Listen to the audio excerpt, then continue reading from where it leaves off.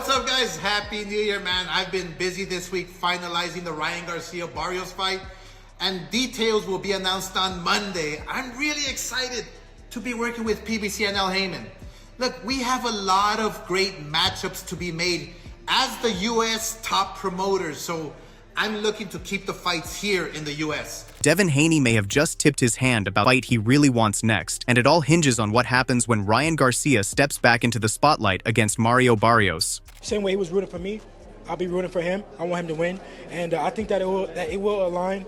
And it'll be a massive fight. Fresh off becoming a 3-division world champion, Haney didn't just acknowledge Garcia's upcoming title shot. He openly leaned into it, signaling that redemption, unification, and unfinished business are all part of the same picture in 2026. Garcia is expected to challenge Barrios for the WBC welterweight title on February 21st, with the Californian himself revealing on social media that contracts are already signed. If confirmed, it would be Garcia's first chance at gold since moving up to 147 pounds, and a chance to completely rewrite the narrative around a career that has been equal parts spectacular and turbulent over the last 2 years. The move to welterweight hasn't been smooth so far. Garcia's debut at the weight ended in disappointment last May, when Rolando Romero outworked him over 12 rounds to take a unanimous decision. The performance lacked urgency and sharpness, raising immediate doubts about how Garcia would handle bigger, stronger opponents in the division. That loss marked only the second defeat of his professional career, but it came at a sensitive time. Just a year earlier, Garcia had been declared the winner over Haney in one of the most chaotic fights in recent memory. That result was later erased and turned into a no contest after Garcia tested positive for Ostarine, triggering a 1-year suspension from the New York State Athletic Commission. The overturned result and subsequent ban left both fighters in strange positions, with neither able to fully claim closure.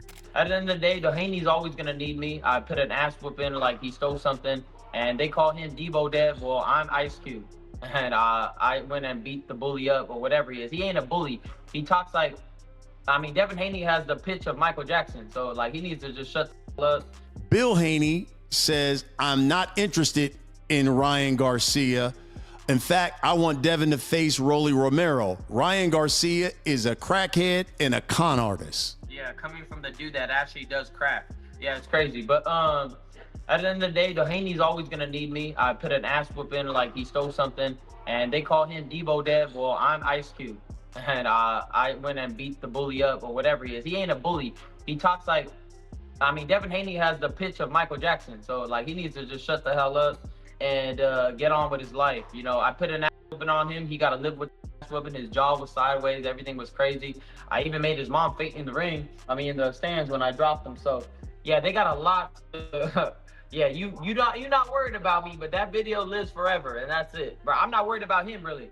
So it really don't matter. We're both not worried about each other. I'm gonna come run up these belts, and guess what? When they want that money, who are they going to be calling? Me. That's the facts of the matter.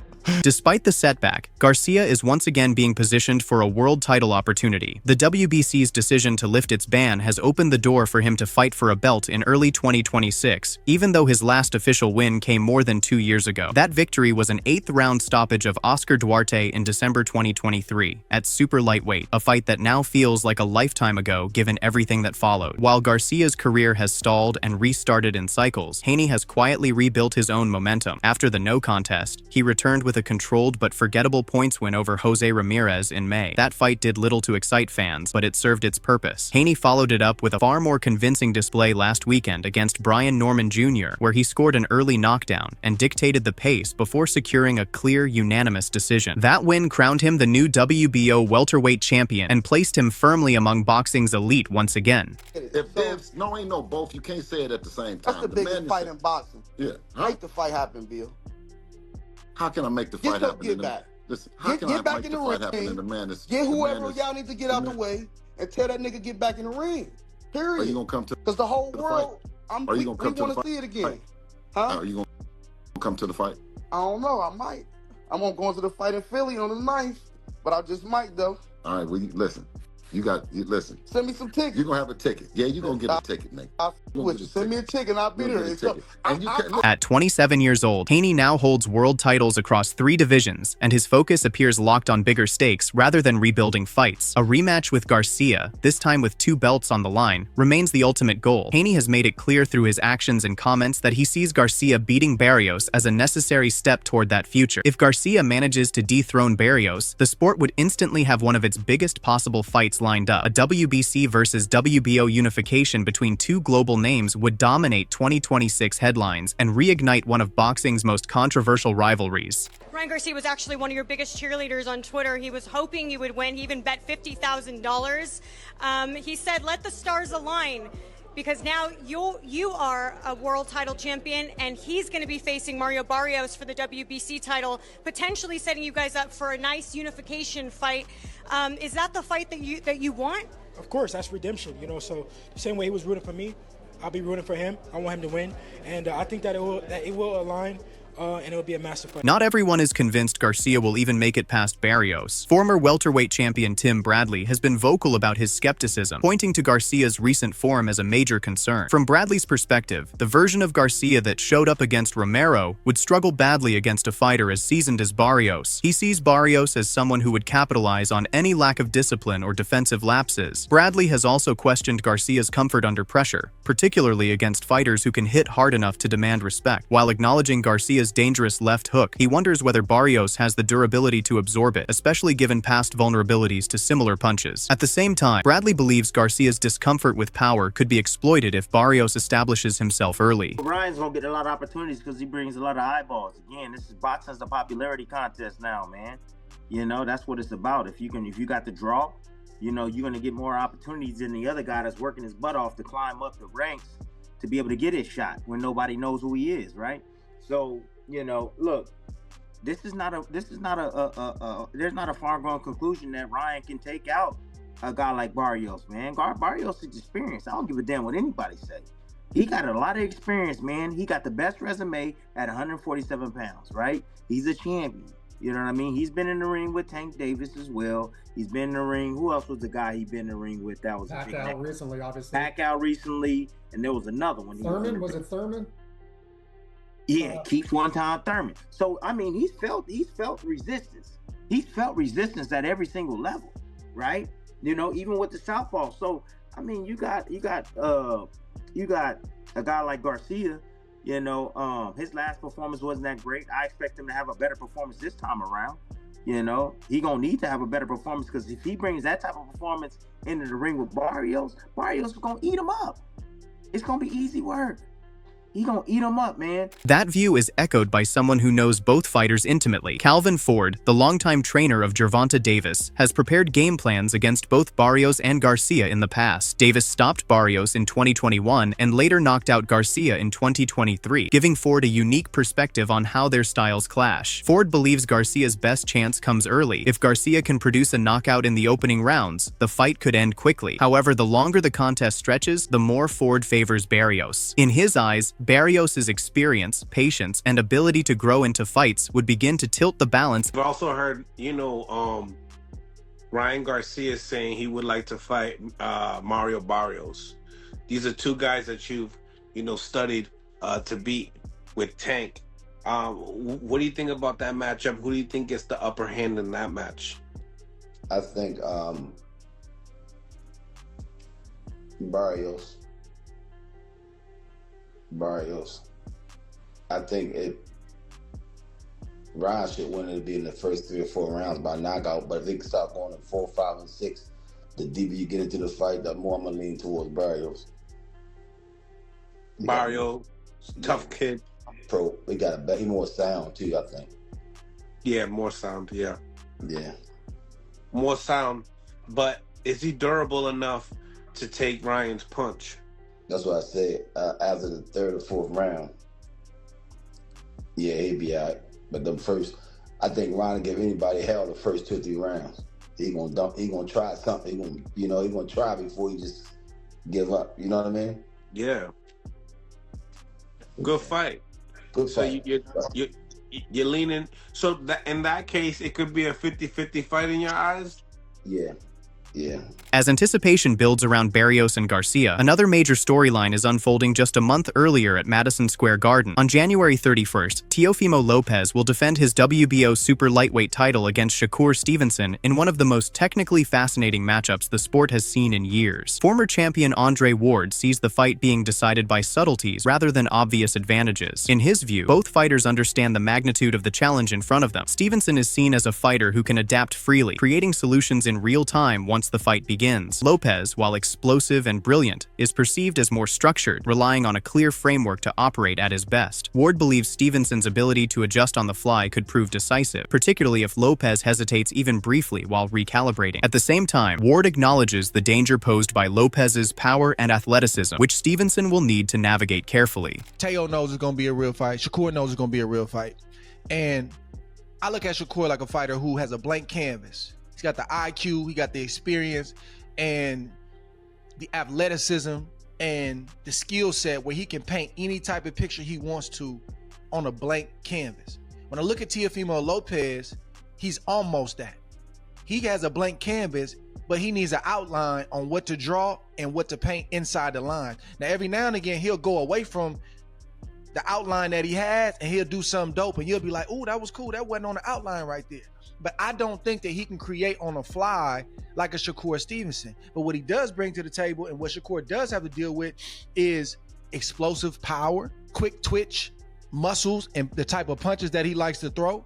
And Teo doesn't have the foot game that Shakur has, but he's got a decent foot game. So Shakur has a lot to deal with as well. But I just think that when it comes to creating on the fly, making adjustments on the fly, Teofimo Lopez looks like the better boxer when he's facing an inferior fighter, an inferior boxer. When you say, well, he fought Lomachenko. Lomachenko's not, Loma mastered fighting in a small space.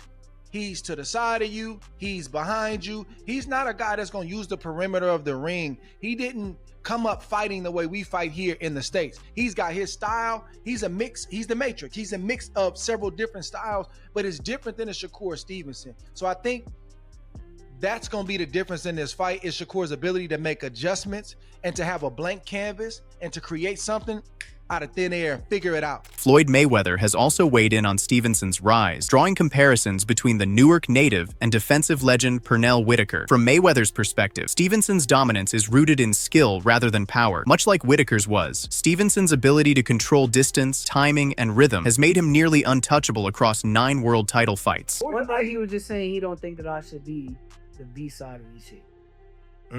But his upcoming fight. And he think I should be the A side. And he really felt strongly about it, but no, it is what it is, bro. I appreciate Floyd. That's my guy.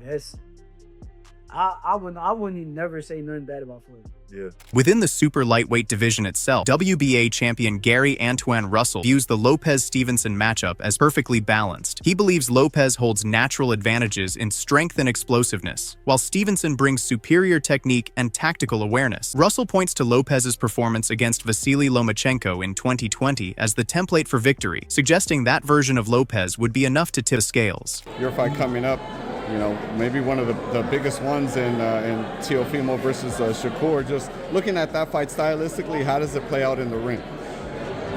It's 50-50. You know,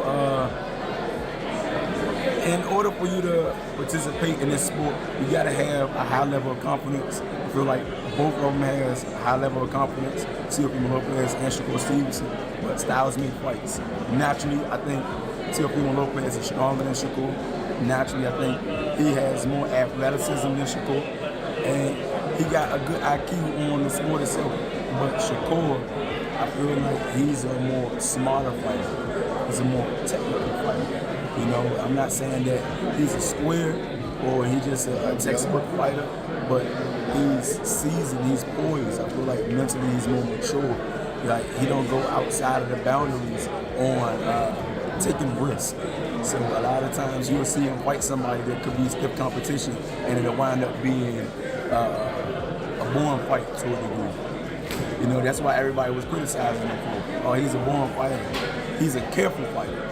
And I feel like with Teofimo Lopez, he's going to be a careful fighter. Others are far less divided. Zab Judah expects Stevenson's skill set to overwhelm Lopez, predicting a dominant outcome rather than a chess match. Judah believes Lopez has never faced this particular blend of movement, defense, and control, and that the fight could become one-sided if Stevenson finds his rhythm early. It's two dog fighters. You got two dog fighters that's coming in there to solidify themselves as the game changer.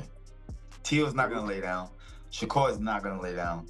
It's gonna be skill versus skill. Teal's a very talented, skillful fighter. Shakur is a very extremely talented, skillful fighter.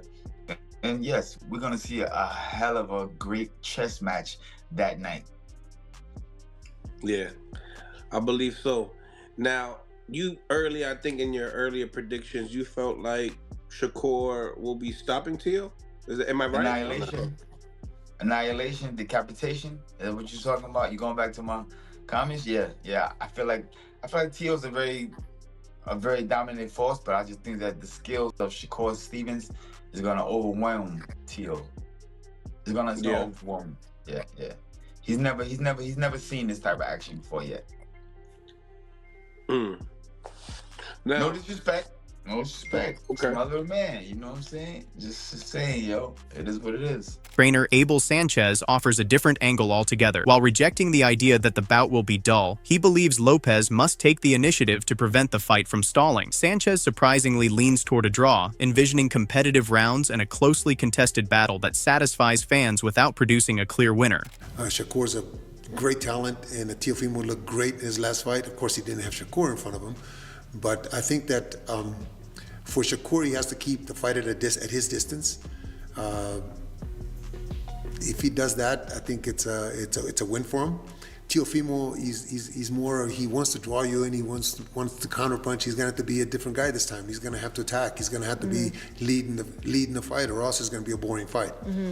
I don't think it'll be a boring fight, but if he sits back and waits for Shakur's going to wait for him, then it's not going to be exciting. But I think Teofimo will attack. I think Teofimo has to attack. I think Teofimo has to do what Zepeda did, except for Teofimo's a lot more talented than Zepeda was. So I think that, I honestly, I see a draw. I don't know why I see a draw, but I just see them both having great rounds and giving us the kind of fight that I think the public is looking for. Conor Benn, who has his own ambitions tied to the welterweight scene, sides with Lopez. After rebuilding his career with a rematch win over Chris Eubank Jr., Benn is watching the January schedule closely. A future move back to welterweight could put him in line for the winner of Barrios versus Garcia, adding another layer of intrigue to the division. Talking about good promoters, Teofimo Lopez, Shakur Stevenson, I need your thoughts. That's a great fight. So what's your thoughts on that fight? I'm running with.